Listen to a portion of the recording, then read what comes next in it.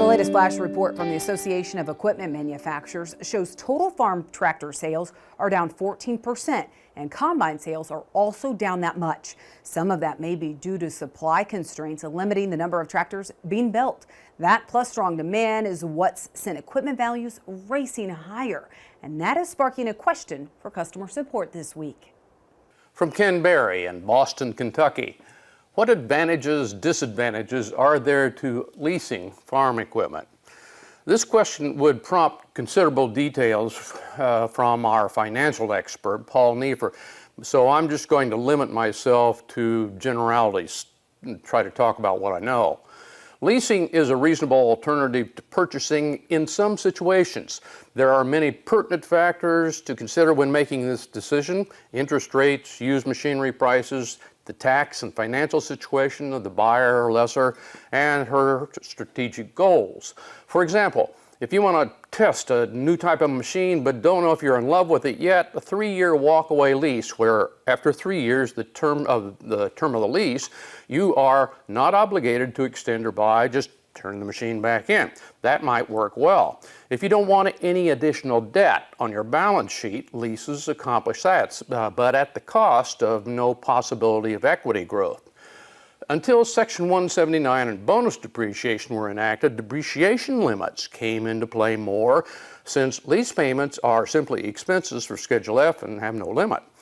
Usually, the financial trade-offs are approximately balanced, making it a tough decision, or at least a personal one.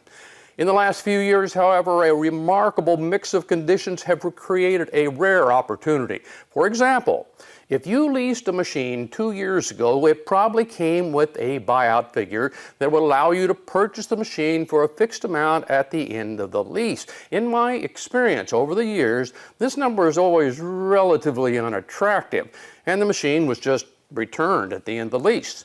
The low interest rates and red-hot used machinery prices have changed this. The value of the machine after the lease is likely higher, even much higher, than anyone imagined when the lease was written.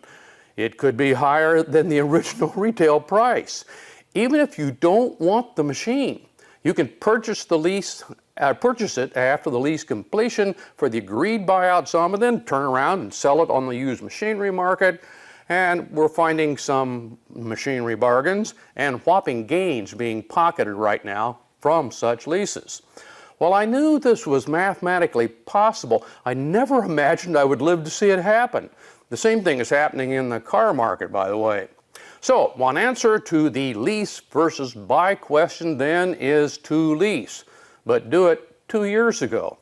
Sellers have noticed this, so going forward, initial retail and buyout and payment will likely be higher. So this door may already be slammed shut.